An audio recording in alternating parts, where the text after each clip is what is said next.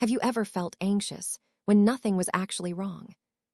No real danger, no actual threat, but your chest tightens, your thoughts race, your body reacts like something terrible is about to happen. That's not weakness. That's your brain's alarm system malfunctioning. And today, I'll show you how to calm it. Part 1. The brain alarm. Your brain has a panic button. It's been there since you were born. Actually, it's been there since your ancestors were running from predators thousands of years ago. This panic button, let's call it your brain alarm, exists for one reason: to keep you alive. When it senses danger, it doesn't wait for your permission. It doesn't ask if you're ready, it just fires. Heart pounds, breathing quickens, blood rushes to your muscles, your entire system floods with stress chemicals. And all of this happens before you can even form a conscious thought. Your brain reacts first and explains later. In ancient times, this was perfect. A shadow moves in the bushes.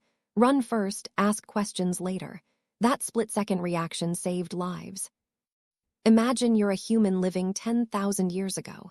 You're gathering food near the edge of the forest. You hear a rustling sound. Your brain doesn't have time to analyze whether it's wind, a small animal, or a predator. It can't afford to be wrong. So it makes you jump. Your heart races, your muscles tense. You're ready to run or fight in an instant. If it turns out to be nothing, no harm done, you just wasted a little energy being cautious. But if it is a predator and you didn't react, you're dead. Your genes don't get passed on. Evolution doesn't favor the calm and collected when a lion is nearby. This alarm system, this instant fear response, is why your ancestors survived long enough to eventually become you. It's written into your DNA, built into the deepest, oldest parts of your brain. And it worked perfectly for hundreds of thousands of years. But here's the problem with modern life. Your brain alarm can't tell the difference between a real threat and a perceived one. An awkward text message, a difficult work email, someone's judgment, social media comparison, financial worry, health anxiety. None of these are actual, immediate dangers, but your brain alarm treats them exactly the same way it would treat a physical attack. Think about the last time you had to give a presentation or speak in front of people. Did your heart race? Did your palms sweat? Did your stomach feel tight? That's the same response your ancestors had facing actual life-or-death situations. Your brain is trying to save your life from a PowerPoint presentation. Or consider checking your bank account when money is tight. The moment before you look at the balance, your body tenses, your breathing changes, anxiety floods through you. Your brain is responding as if a predator just appeared, when really you're just looking at numbers on a screen. The alarm presses the panic button, over and over, sometimes dozens of times a day. When you wake up and immediately check your phone, scanning for problems, alarm rings. When you see someone didn't respond to your message, alarm rings. When you remember something embarrassing you said last week, alarm rings. When you think about all the things you need to do today, alarm rings. When you compare yourself to someone who seems to have it all together, alarm rings. And when an alarm keeps ringing without real danger, it starts to feel like something is deeply wrong with you. You start to think you're broken, that you're too sensitive, that everyone else handles life fine and you're the only one struggling. But nothing is wrong with you. Your alarm system is just doing what it was designed to do, in a world it wasn't designed for. The system that kept your ancestors alive is now keeping you anxious. And the worst part, the more the alarm rings, the more sensitive it becomes. Every time your brain sounds the alarm and you react with panic or avoidance, it learns, yes, that was dangerous. Good call. Let's be even more vigilant next time. It's like a smoke detector that becomes more sensitive every time it goes off. Eventually, it starts beeping at the slightest hint of steam from your shower. Your brain alarm does the same thing. It starts going off at smaller and smaller triggers until you feel anxious almost all the time, even when you can't pinpoint what you're anxious about. This is how anxiety disorders develop. Not because something is fundamentally wrong with you, but because your alarm system has been reinforced over and over until it's constantly on high alert. You might wake up with anxiety already there, waiting for you. Before you've even thought about anything stressful, your body is tense and your mind is racing. That's not random. That's your alarm system running in the background, scanning for threats even while you sleep. And here's what makes it even more challenging. Once the alarm is ringing, everything looks like a threat. When you're already anxious, neutral situations suddenly seem dangerous. A friend's tone of voice feels cold. A slight change in routine feels overwhelming. Normal daily tasks feel impossible. It's not that these things actually became more dangerous. It's that your alarm system is coloring everything you see. Imagine walking through your neighborhood wearing red-tinted glasses. Everything would look reddish. The sky, the trees, the houses. But that's not because the world changed. It's because of what you're looking through. Anxiety works the same way. When your alarm is ringing, you're looking at the world through fear-tinted glasses. And the more you try to fight it, the louder it gets. You try to push the anxiety away. You try to logic yourself out of it. You tell yourself you're being irrational, that there's nothing to worry about. But your alarm doesn't speak the language of logic. It speaks the language of survival. And it doesn't understand the difference between modern stress and ancient danger. So what do? How do you live in a modern world with an ancient alarm system that never stops ringing? That's what we're going to explore. But first, you need to understand exactly why this alarm is so hard to control. Part 2. Why fear feels automatic. Here's something most people don't realize about fear. It's faster than logic. By the time you're consciously aware you're afraid, your body has already launched the fear response. Your brain made that decision for you in milliseconds. Think of it like this. There are 2 pathways in your brain. The fast path goes straight to the alarm. It's immediate, reflexive, automatic.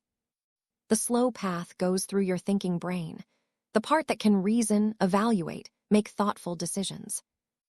And the fast path always wins. Scientists call this the difference between the low road and the high road in your brain. The low road is fast and crude. It processes threats in about 12 milliseconds.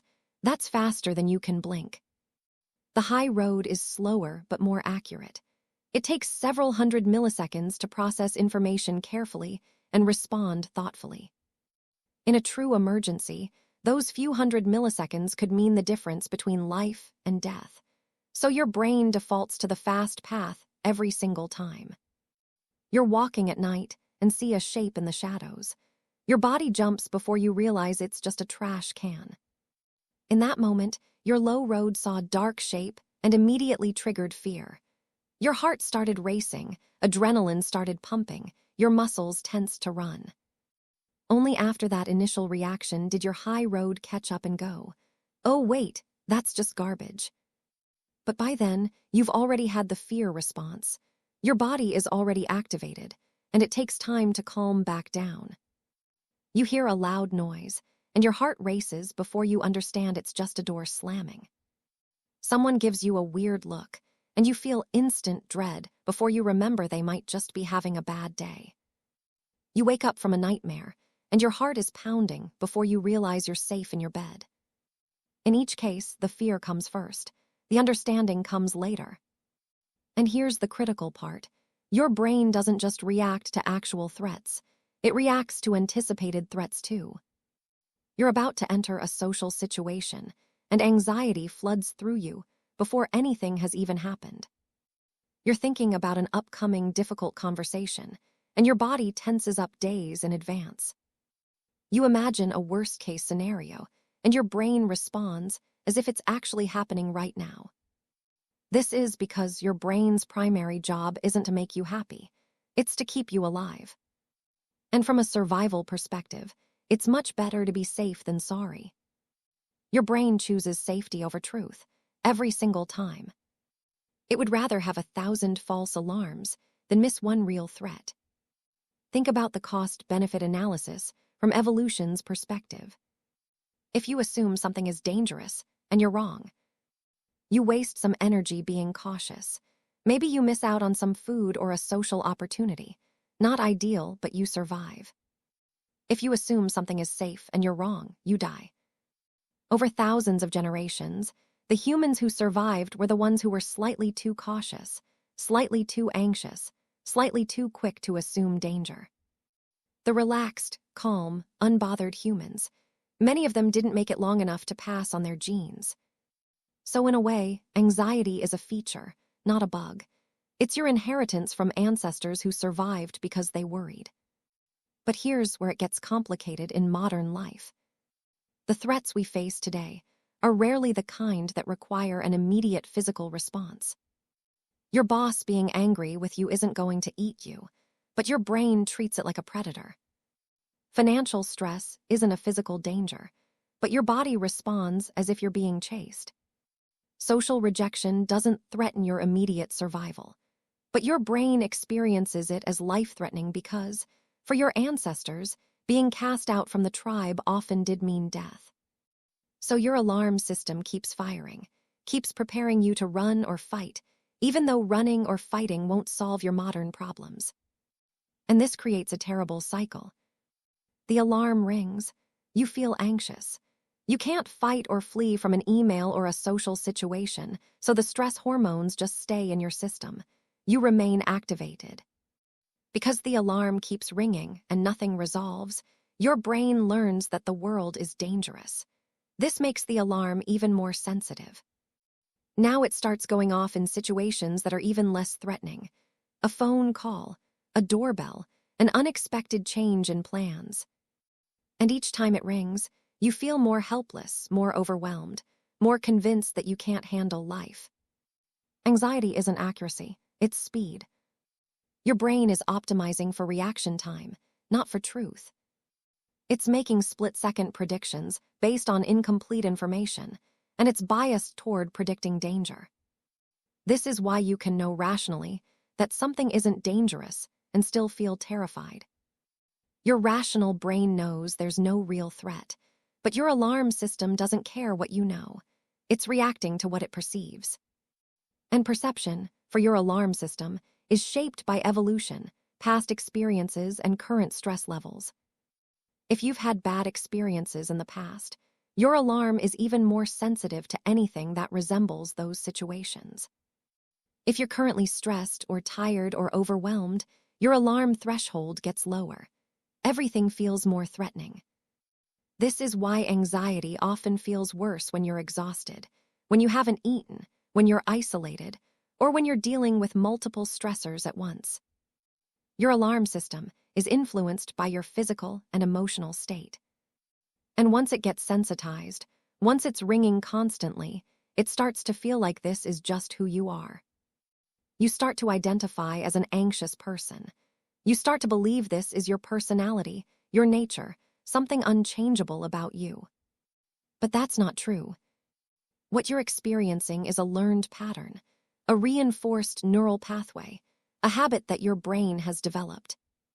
And here's the important part. If it's learned, it can be unlearned. If it's a pattern, it can be changed. But there's a way to slow it down. Not by fighting the alarm, not by trying to logic it away, not by forcing yourself to be calm, but by working with how your brain actually functions. Part 3. How to calm the alarm. So if fear is automatic and faster than thought, what can you actually do about it? You can't stop the alarm from ringing. That's not realistic, and honestly, you wouldn't want to. Sometimes real danger exists and you need that system.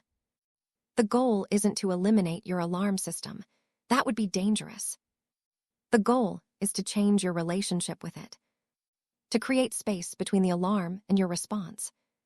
To train your brain to evaluate whether the alarm is signaling real danger or just a false alarm triggered by something that resembles past threats.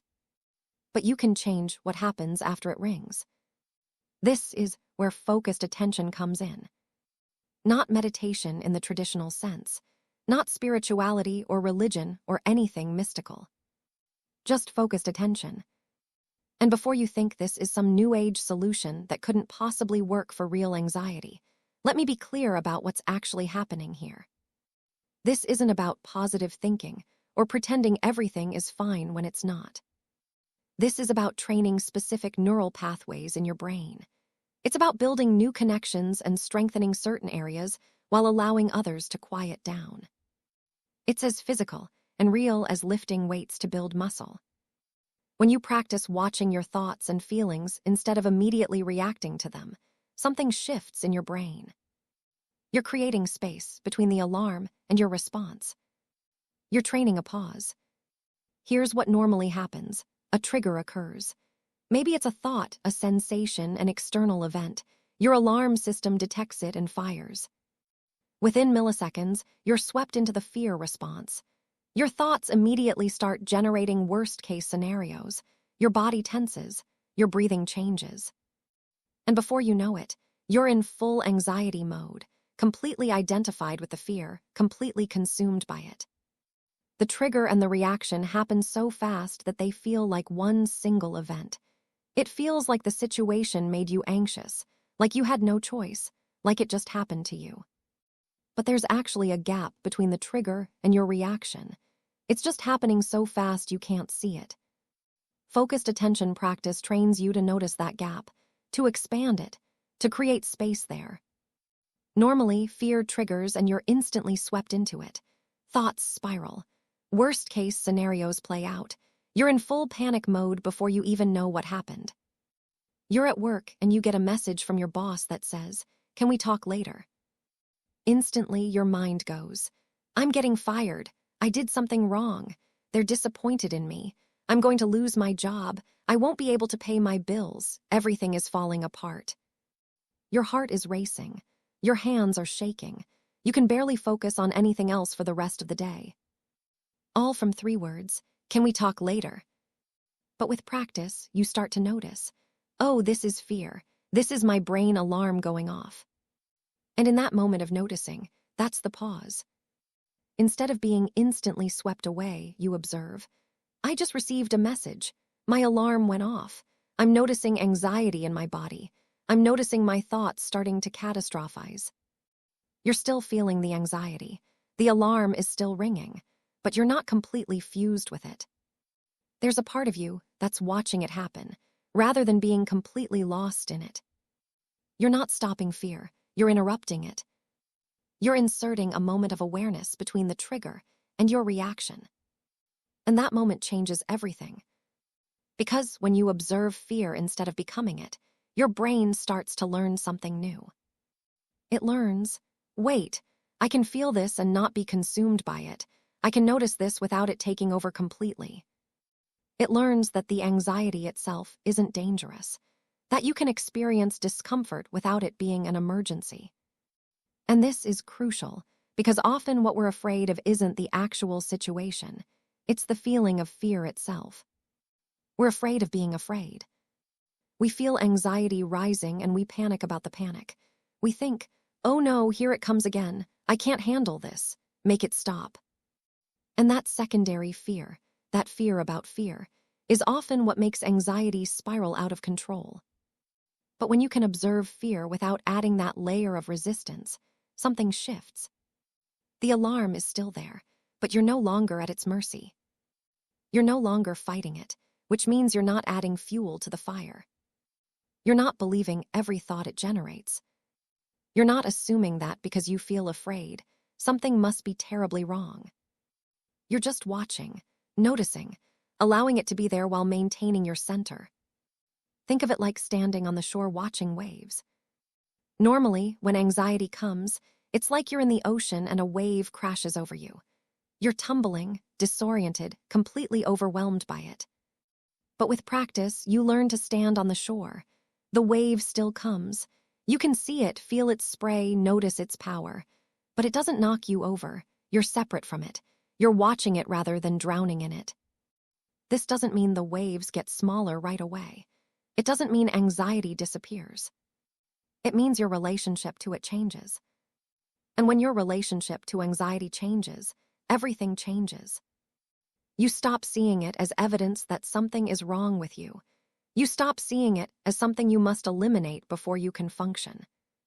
You start seeing it as a sensation, a pattern, a habit your brain has developed that you're now training it out of. And here's something fascinating. When you stop fighting anxiety, it often decreases on its own. Because so much of anxiety's power comes from the resistance to it. When you're terrified of feeling anxious, you're constantly on guard, monitoring yourself, trying to prevent the next wave of panic. That monitoring, that vigilance, that fear of fear, it keeps your alarm system activated. But when you can allow anxiety to be present without it being a catastrophe, your nervous system starts to realize, oh, we're actually safe right now. Yes, the alarm is ringing, but we're not running or fighting. We're just sitting here. Maybe this isn't an emergency after all.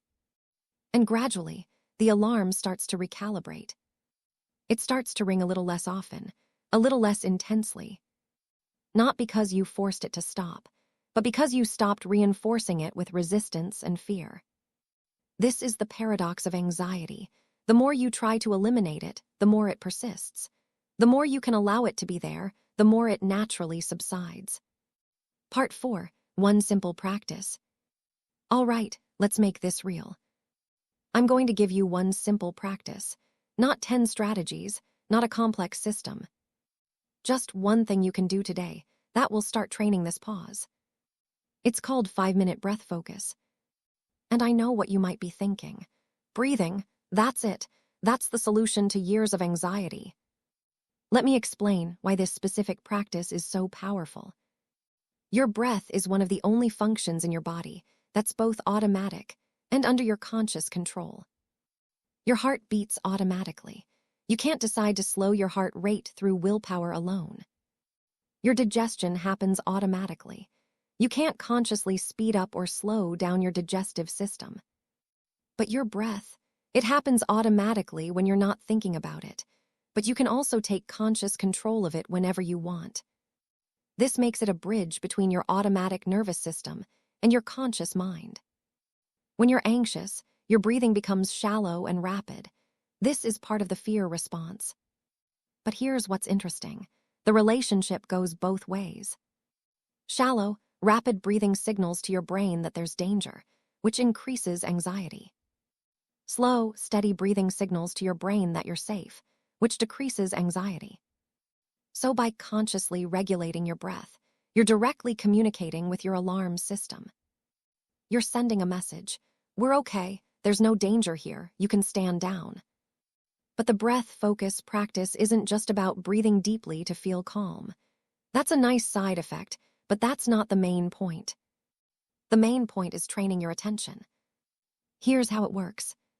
Sit somewhere comfortable. You don't need a meditation cushion or a quiet room or perfect conditions. Your couch is fine. A chair is fine. Even sitting in your car before work is fine. Close your eyes or keep them softly open, whatever feels comfortable. Now bring your attention to your breathing, not trying to breathe any particular way, just noticing the natural rhythm. Feel the air entering your nostrils. Feel your chest or belly rising and falling. Notice the sensation of the breath leaving your body.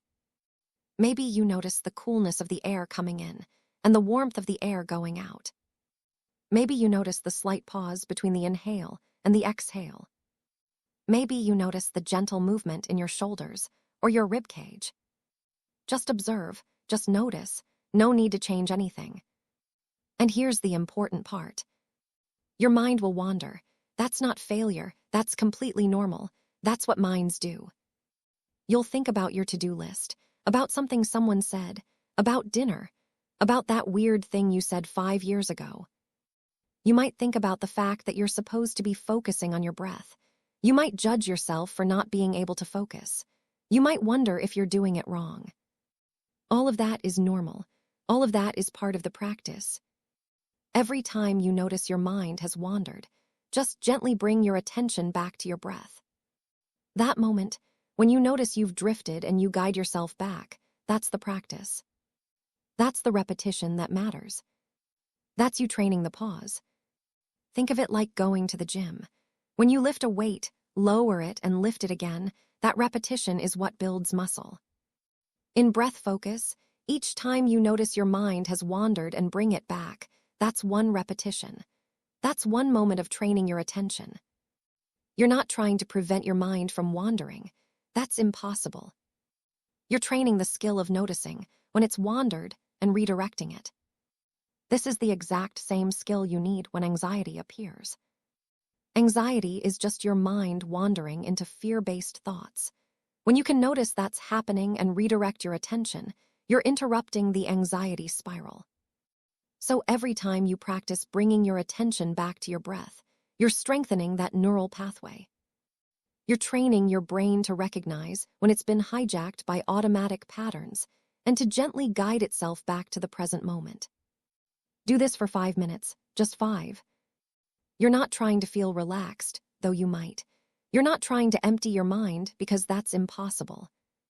You're teaching your brain that nothing is wrong in this moment.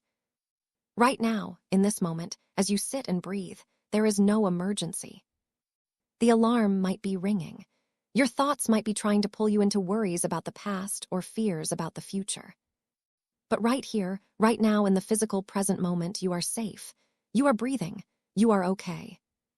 You're showing your brain, I can sit here, I can feel whatever arises, and I don't need to react to it immediately. This is profound because your alarm system is constantly reacting to projected futures and remembered pasts. It's reacting to what might happen, what could go wrong, what did go wrong before. But none of that is happening right now.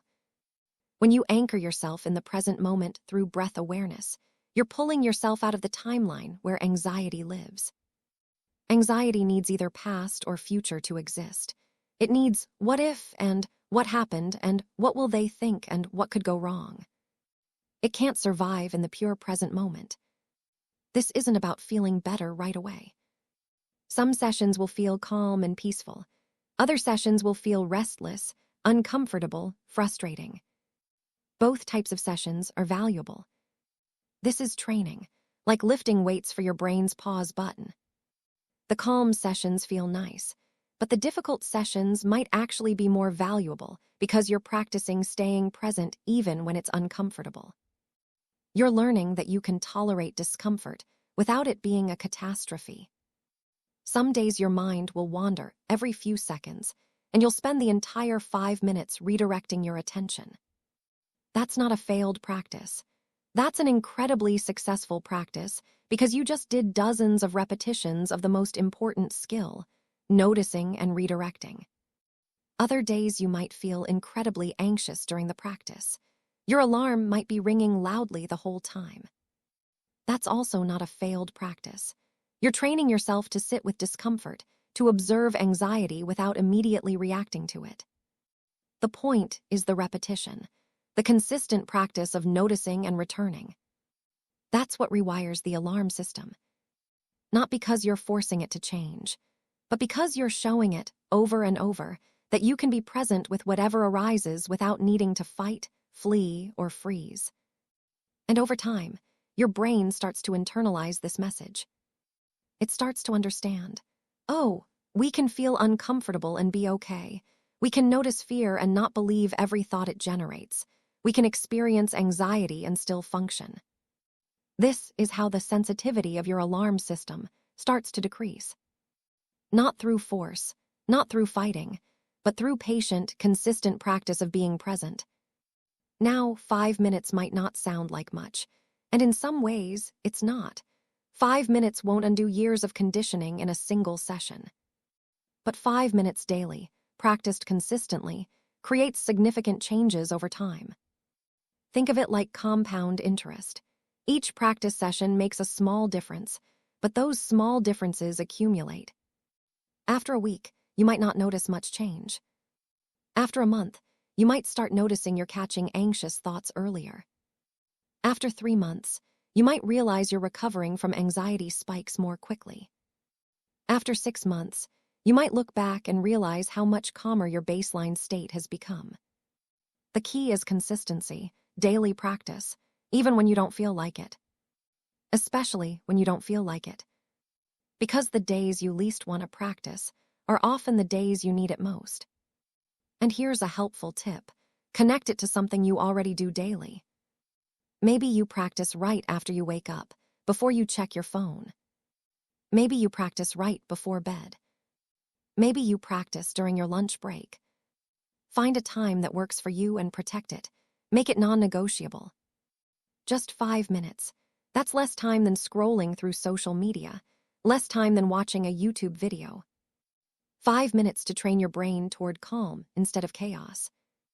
5 minutes to interrupt the pattern of constant reactivity. 5 minutes to practice being present instead of being swept away by every thought and feeling. This is the foundation. This is where the rewiring begins. Part 5. What changes over time?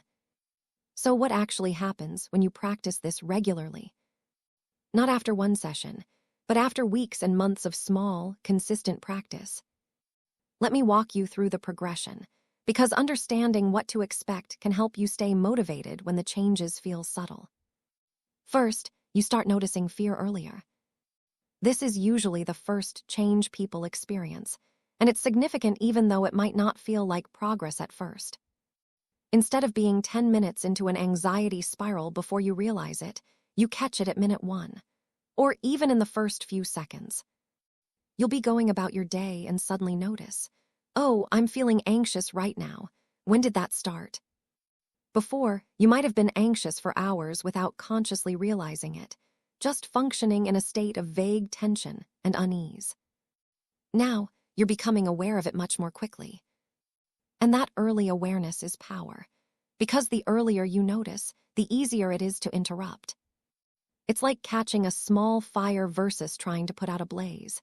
If you notice the anxiety when it's just starting, you can work with it before it consumes you. You might notice the first physical sensations, a slight tightness in your chest, a quickening of your breath, a tension in your shoulders. Before, these sensations would have escalated unnoticed until they became overwhelming. Now, you're catching them early. Or you might notice the first anxious thought, what if something goes wrong? Before, that thought would have immediately spiraled into catastrophizing. Now, you notice it as it arrives. This early awareness doesn't stop the anxiety, but it gives you options. You can take a few deep breaths. You can redirect your attention. You can observe the anxiety without getting swept away by it. Second, the intensity starts to decrease. Fear doesn't hit as hard. The alarm still rings, but it's not as loud, not as overwhelming. You might feel anxiety, but it doesn't consume you the way it used to. Before, an anxiety spike might feel like a 10 out of 10, completely overwhelming, impossible to function through. Now that same trigger might feel like a 7 or a 6, still uncomfortable but manageable. You can still think, still make decisions, still function. This doesn't happen all at once. It's gradual. You might not even notice the change day to day. But if you compare how you react to certain situations now versus a few months ago, the difference becomes clear. That presentation that used to leave you shaking and nauseous, now it just makes you a bit nervous.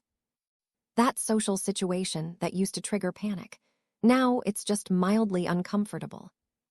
That worry that used to keep you up all night, now it crosses your mind but doesn't take over. The situations haven't necessarily changed. Your reaction to them has. Your alarm system is becoming less sensitive. It's learning to differentiate between real threats and false alarms. Third, you return to calm faster. This is huge. Even if you get triggered, even if the alarm goes off, you recover more quickly. What used to derail your entire day might only affect you for an hour. What used to ruin an hour might only last 10 minutes. Before, an anxious morning meant an anxious day. Once the alarm was activated, it stayed activated, coloring everything that came after. Now, you might feel anxious in the morning, but by afternoon, you've found your way back to calm. You might get triggered during a difficult conversation, but an hour later you've processed it and moved on. This recovery speed is one of the most valuable aspects of resilience. Because you're going to get triggered, life is unpredictable, challenges will arise, stressful situations will happen. The question isn't whether you'll experience anxiety. The question is how long it takes you to return to baseline after it's been activated. Think of it like a rubber band. The more you practice, the more resilient you become. You still bend under pressure, but you snap back to center faster. Before practice, you were like a stretched-out rubber band that stayed stretched. Each stress added to the previous ones until you were constantly tense. With practice, you become like a fresh rubber band. You still stretch when pulled, but you immediately return to your natural state when the pressure releases. This is the practical, day-to-day benefit that makes the biggest difference in quality of life.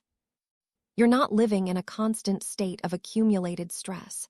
You're experiencing stress when it arises, then naturally returning to calm. Fourth, and this is the most profound shift, your thoughts start to lose their authority.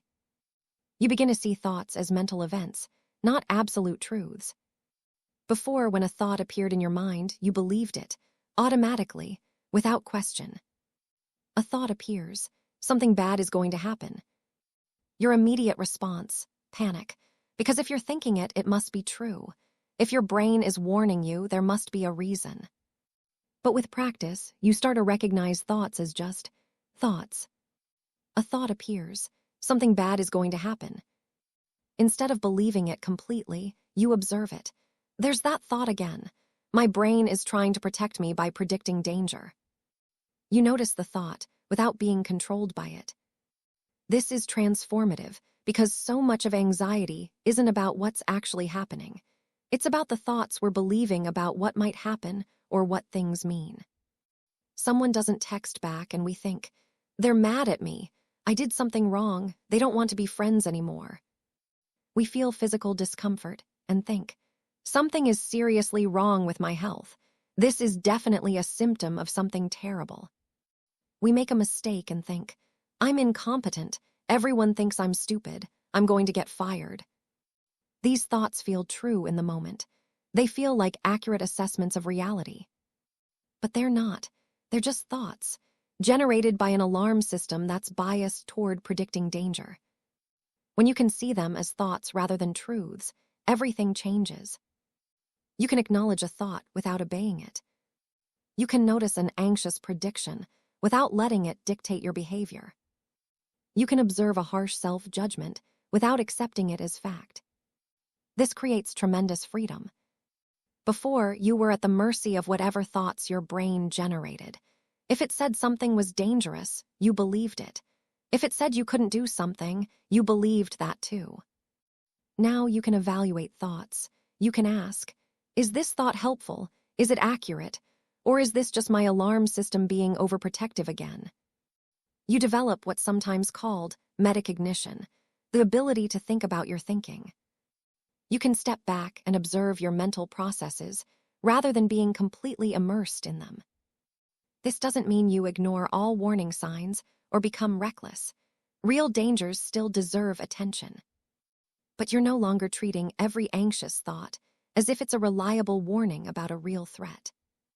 You can distinguish between your alarm systems, false alarms, and actual concerns that need addressing. And this distinction is everything. Fifth, you start to notice patterns. Your anxiety stops feeling random and starts feeling predictable. You begin to recognize, oh, I always feel more anxious when I'm tired, when I haven't eaten in a while, when I've been scrolling social media for too long, when I'm dealing with uncertainty. These patterns were always there, but you weren't aware enough to notice them. Now you can see the connections. You can see what increases your vulnerability to anxiety and what helps you maintain calm. This awareness gives you agency. Instead of feeling like anxiety randomly attacks you for no reason, you understand the conditions that make it more likely. And often, you can adjust those conditions. You can prioritize sleep when you notice you're getting run down. You can take breaks from news and social media when you notice they're affecting your mental state. You can schedule important decisions for times when you're well-rested and fed, rather than making them when you're depleted. You can recognize that feeling anxious right now might have more to do with being hungry and exhausted than with any actual problem in your life. This pattern recognition also helps you predict and prepare. You know that transitions are hard for you, so you build in extra time and support. You know that social situations drain you, so you plan recovery time afterward. You know that uncertainty triggers your anxiety, so you develop strategies for tolerating not knowing. You're no longer surprised by your anxiety. You understand it, and that understanding reduces its power. Sixth, and perhaps most importantly, your identity starts to shift. You stop identifying as an anxious person and start seeing anxiety as a pattern you're working with. Before, anxiety felt like who you are, your fundamental nature, an unchangeable personality trait. I'm just an anxious person. That's how I am. That's how I've always been. This identity becomes a self-fulfilling prophecy. When you believe anxiety is who you are, you don't really try to change it. Why would you? That's like trying to change your eye color. But as you practice and notice changes, that identity starts to soften. You realize, I'm not an anxious person. I'm a person who experiences anxiety, and that's very different. You're not defined by your anxiety. You're a complete human being who happens to have an overactive alarm system that you're training to be more balanced. This shift from I am anxious to I experience anxiety creates space for change. Because if anxiety is just something you experience, something separate from your core identity, then it can change. It's a condition, not an identity. A pattern, not a personality. And patterns can be interrupted. Conditions can be treated. Habits can be changed. You start to see yourself as capable of growth and change, rather than stuck with a fixed nature. This is empowering in ways that extend far beyond just anxiety. It shifts how you relate to all difficult experiences. They're not definitions of who you are. They're challenges you're working with, experiences you're moving through. Calm isn't your personality. It's a trained state. You're not born calm or anxious. You're not stuck with the nervous system you have right now. Yes, there are genetic factors. Yes, your early experiences shaped your baseline. Yes, some people have to work harder at this than others. But none of that means you're fixed in place. Calm is a skill, and like any skill, it gets stronger with practice. Every time you practice, you're strengthening the neural pathways that support calm awareness. Every time you interrupt anxiety, you're weakening the pathways that automatically spiral into panic. You're literally reshaping your brain through your repeated actions and where you place your attention. This isn't motivational fluff. This is neuroscience. The brain changes based on what you repeatedly do. This is called neuroplasticity, and it continues throughout your entire life. The brain you have today is shaped by what you've practiced up until now. The brain you'll have a year from now will be shaped by what you practice starting today. And that puts tremendous power in your hands. You're not a passive victim of your anxiety. You're an active participant in training your brain toward calm. Part 6, the science detailed. Now, I want to dive deeper into what's actually happening in your brain when you do this. You don't need to know the science for this to work. The practice works whether you understand the mechanisms or not. But it might help to understand you're not just feeling different. You're changing your brain's physical structure. And when you understand what's changing and why, it can increase your motivation and patience with the process. Let's start with the alarm system itself, which neuroscientists call the amygdala.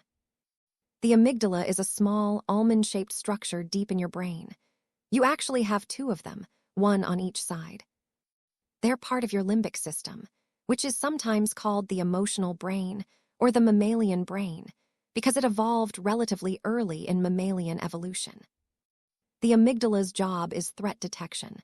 It's constantly scanning your environment, your memories, your thoughts, and your physical sensations for signs of danger. When it detects a threat, or something that resembles a threat from past experience, it triggers the fear response. It does this by activating your sympathetic nervous system, which releases stress hormones like cortisol and adrenaline. These hormones create all the physical sensations of fear: racing heart, rapid breathing, muscle tension, butterflies in your stomach, shakiness, sweating. The amygdala also communicates with your prefrontal cortex, the thinking, reasoning part of your brain, but in a very specific way. When the amygdala is highly activated, it actually reduces activity in your prefrontal cortex. This makes sense from an evolutionary perspective. In a real emergency, you don't want to be standing around analyzing the situation. You want to react immediately.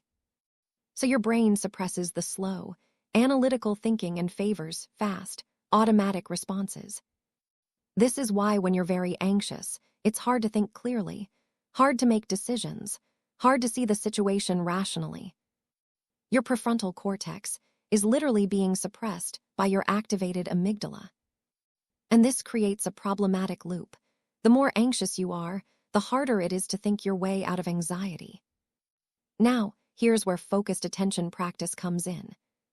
When you practice focused attention regularly, several specific changes occur in your brain. Research using brain imaging has shown that the amygdala literally becomes less reactive. It shows decreased activity in response to emotional stimuli. People who practice regularly show less amygdala activation when viewing stressful images, recalling difficult memories, or facing challenging situations. The alarm is still there, but it's less sensitive.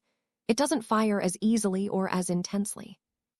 At the same time, the prefrontal cortex, particularly an area called the ventromedial prefrontal cortex, shows increased activity and becomes physically larger. Brain scans show increased gray matter density in these regions after just 8 weeks of consistent practice. Your prefrontal cortex is responsible for executive functions: planning, decision-making, emotional regulation, impulse control, and rational analysis. It's the part of your brain that can evaluate whether a perceived threat is real or not. It's the supervisor that can override the alarm when it's a false alarm. So you're simultaneously quieting the alarm and strengthening the supervisor. But the most important change is the connection between them. Focused attention practice strengthens the neural pathways between your prefrontal cortex and your amygdala. Think of these pathways like roads. The more traffic they get, the wider and more efficient they become. Before practice, the road from your amygdala to your prefrontal cortex might be a narrow dirt path. Information doesn't travel efficiently. When your alarm goes off, your prefrontal cortex barely gets notified. It can't step in to evaluate or regulate. But with practice, that path becomes a highway. Communication is fast and efficient. Now when your alarm goes off, your prefrontal cortex immediately receives the signal and can respond. Is this really an emergency? What's the evidence? What are our options here? This is the neurobiological basis of the pause. You're building the infrastructure that allows your rational brain to stay online, even when your emotional brain is activated. You're creating what neuroscientists call top-down regulation, the ability of your prefrontal cortex to regulate your amygdala. Without this connection, you're at the mercy of your amygdala. When it says jump, you jump. With this connection, you have choice. When it says jump, you can pause and evaluate before responding. There are also changes in other brain regions. The insula, which is involved in body awareness and interoception, becomes more active. This is why you become better at noticing early physical signs of anxiety. The anterior cingulate cortex, which is involved in attention control and conflict monitoring, also strengthens. This improves your ability to notice when your mind has wandered and redirect it. The hippocampus, involved in memory and emotional regulation, shows increased volume. This may be why people report feeling less controlled by past traumas and negative memories. Even your default mode network, the network that's active when your mind is wandering, changes. It becomes less active, meaning you spend less time lost in rumination and more time present in the current moment. All of these changes have been documented in research studies using functional MRI scans, structural MRI scans, and EEG measurements. This isn't speculation. This isn't wishful thinking. This is measurable physical change in your brain structure and function. Think of it like this. The alarm is still there, but now there's a supervisor that can check in and say, is this a real emergency or are we overreacting? The alarm says, that person gave you a weird look, they hate you, social rejection, danger. The supervisor steps in. Wait, or maybe they're just distracted, or having a bad day, or didn't even notice us. Let's not jump to conclusions here. The alarm says, that physical sensation could be something serious, medical emergency, panic. The supervisor responds, we've had this sensation before. It's always been fine. Let's take a breath and see if it passes. This doesn't happen overnight. Your brain rewires through repetition.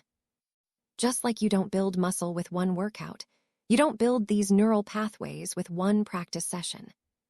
But every single time you practice, you're strengthening these connections. Every time you notice your mind has wandered and bring it back, you're building the attention regulation pathway. Every time you observe anxiety without immediately reacting, you're building the emotional regulation pathway. Every time you stay present with discomfort, you're teaching your amygdala that the alarm doesn't always mean danger. And these small moments of practice accumulate into significant structural changes. Studies show measurable differences after 8 weeks of consistent daily practice. Imagine what a year of practice could do, or 5 years, or a lifetime. But it does rewire. The brain you have today isn't the brain you'll have 6 months from now if you practice consistently. Your brain is not fixed, it's plastic, changeable, responsive to experience. And that means you have agency over your own neurobiology. Not complete control. There are always factors outside your influence, genetic predispositions, life circumstances. But you have more influence than you might think. You can shape your brain through your choices, your practices, your repeated behaviors. And when you understand this, it changes how you approach anxiety. You're not trying to fix something broken. You're training something that's already working, just working in an outdated way for a modern context. You're not fighting against your brain. You're working with it, teaching it new patterns, giving it new information about what's actually dangerous and what's not. Neuroscience has proven this over and over. Where you place your attention, your brain follows. Neurons that fire together, wire together. This is one of the fundamental principles of neuroscience. Every time you repeat a mental pattern, you strengthen the neural pathway that supports it. If you repeatedly respond to anxiety with panic and avoidance, you strengthen the panic and avoidance pathway. If you repeatedly respond to anxiety with calm observation and staying present, you strengthen the observation and presence pathway. Your brain doesn't judge which pathways are good or bad. It just strengthens whichever ones you use most. And when you repeatedly practice calm awareness, your brain builds the architecture to support it. It's not magic, it's not willpower, it's biology. It's the natural result of consistently practicing a skill until it becomes automatic. And that should give you hope. Because it means change isn't just possible, it's inevitable if you practice consistently. Part 7, EXPNDNG the practice. Once you've established a consistent 5-minute breath practice, you might want to expand and deepen your practice. Not because the basic practice isn't enough, it absolutely is, but because applying this awareness to more areas of your life accelerates the changes. The breath practice is like training in a gym, but eventually, you want to take that strength out into your daily life. Here are ways to expand mindful awareness beyond the formal practice. Mindful moments throughout the day. You don't need to sit in meditation for this. You can bring focused attention to any activity. When you're washing dishes, actually wash the dishes. Feel the water temperature. Notice the slipperiness of the soap. Observe the motion of your hands. When you're walking, feel your feet touching the ground with each step. Notice the rhythm. Feel the air on your skin. When you're eating, actually taste your food. Notice the textures, the flavors, the temperature. These tiny moments of presence throughout your day add up.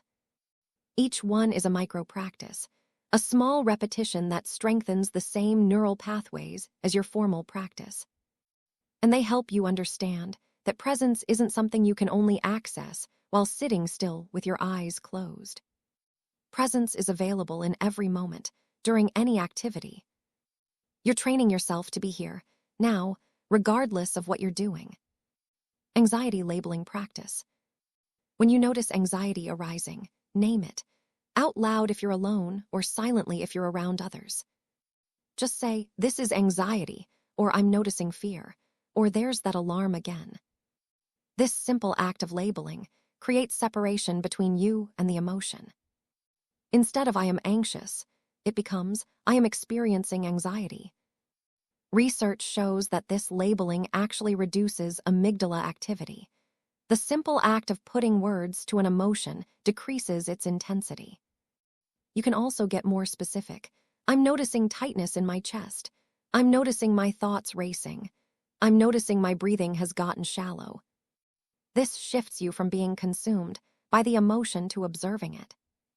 And observation creates space. Space creates choice. Body scanning practice. Set a timer for 3 to 5 minutes.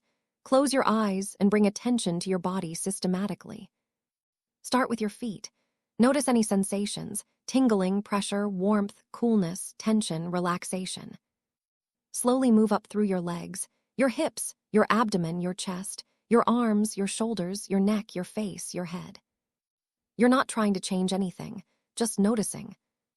This practice builds interoception, awareness of your internal physical state. Most people with anxiety have become disconnected from their bodies because body sensations feel threatening. Tension, rapid heartbeat, stomach discomfort, these sensations trigger alarm bells. So we learn to ignore our bodies, to live primarily in our heads. But disconnection from your body actually increases anxiety because you can't catch the early warning signs. Body scanning teaches you to be present with physical sensations without them automatically meaning danger. You learn, "I can feel tension and be okay. I can notice my heart beating and be safe. These are just sensations, not threats." Over time, your body stops feeling like enemy territory and starts feeling like home. Thought observation practice. Sit quietly and simply watch your thoughts like clouds passing in the sky. Don't engage with them, don't follow them, don't judge them as good or bad. Just notice. Thought about work, thought about dinner, worried thought, memory, planning thought. This practice reveals something profound. You are not your thoughts. Thoughts arise in your awareness, but they're not you. You're the awareness in which thoughts appear. This might sound philosophical, but it has practical implications. If you are your thoughts, then every anxious thought must be believed, must be acted on, must be taken seriously. But if thoughts are just mental events that arise in your awareness, then you can observe them without being controlled by them. An anxious thought appears. You notice it. You don't need to believe it or argue with it or suppress it. You just watch it arise, exist for a moment, and naturally dissolve. Like watching clouds, they appear, drift across the sky, and disappear. You don't grab onto them. You don't fight them. You just watch.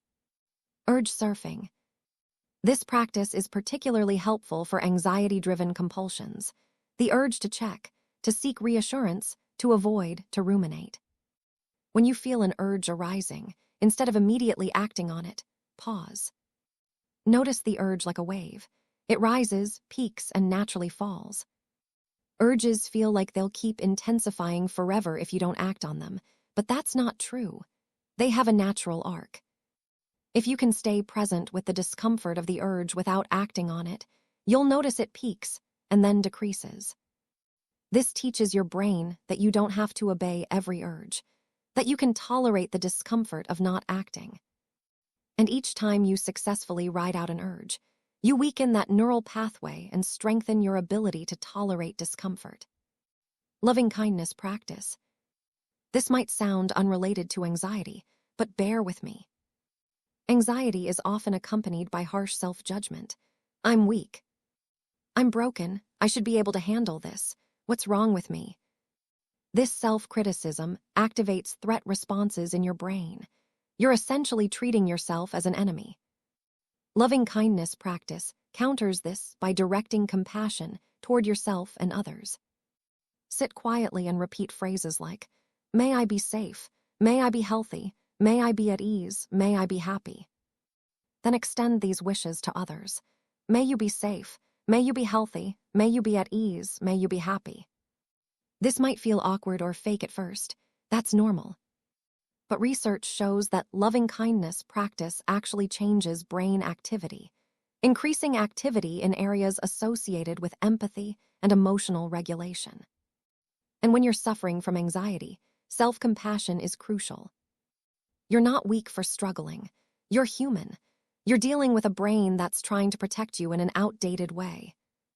Treating yourself with kindness, rather than criticism, actually makes you more resilient, not less. The key with all of these practices is consistency over intensity. You don't need to do all of them.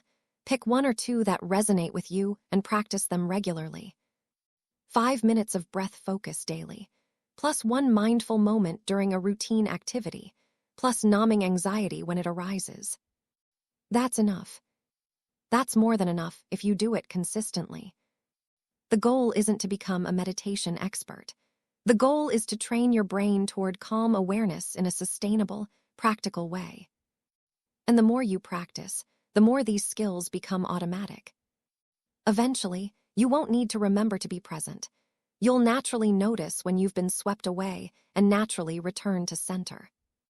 Eventually, you won't need to remind yourself to observe anxiety. You'll automatically create that pause between trigger and reaction. These practices become integrated into who you are, how you move through the world. Ending. If fear has been running your life, I want you to know something. It's not your fault.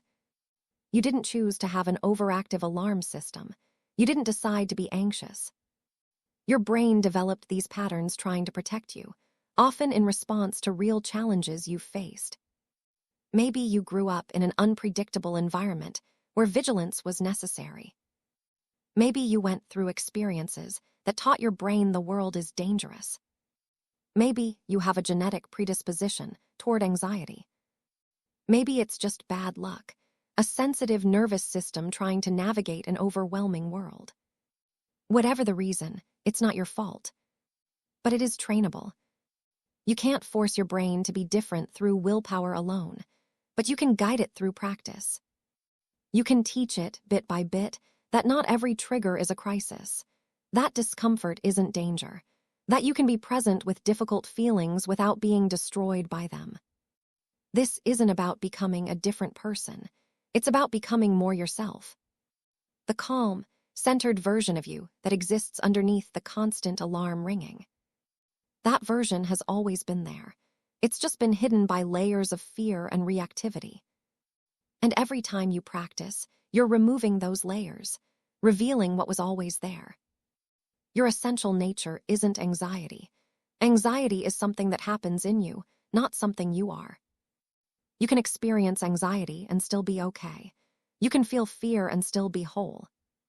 The moment you stop fighting fear and start understanding it is the moment calm begins. Because fighting fear activates the alarm system. It sends a message. This feeling is dangerous. This emotion is an emergency. I need to get rid of this immediately. And your brain responds to that message by increasing the alarm. Yes, this is dangerous. Ring louder. But when you can turn toward fear with curiosity instead of resistance, everything shifts. Oh, this is fear. This is my alarm system doing what it was designed to do. It's trying to protect me. Thank you, alarm system, but I'm actually safe right now. This compassionate, curious approach deactivates the alarm. It sends a message. This feeling isn't an emergency. I can be present with this. I'm okay. And gradually, your brain starts to believe that message. The alarm stops ringing so loudly and so often.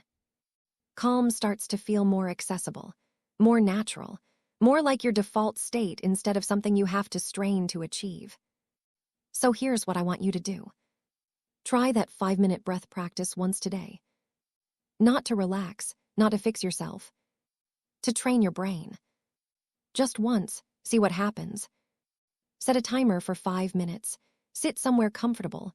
Close your eyes. Notice your breath. When your mind wanders, gently bring it back. That's it. That's the practice. It's simple but not easy. Your mind will resist. It will try to convince you this is boring, this isn't working, you don't have time, you should be doing something productive.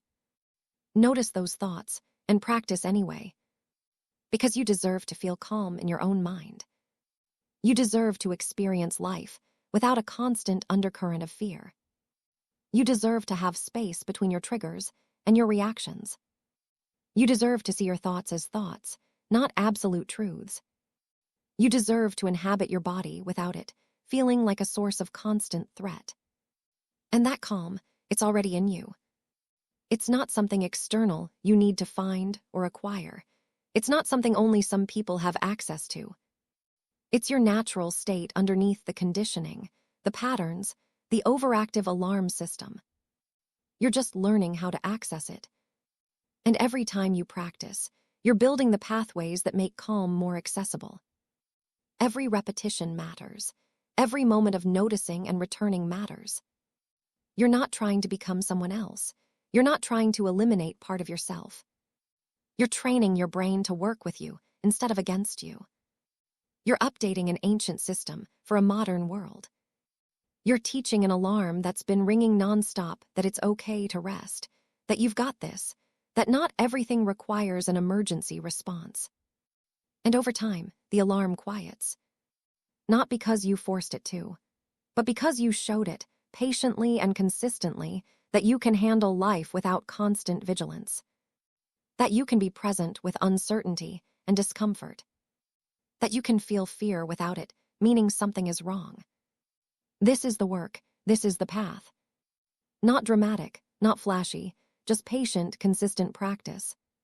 5 minutes a day, noticing when you've been swept away and gently returning to center. That's how you rewire fear into calm.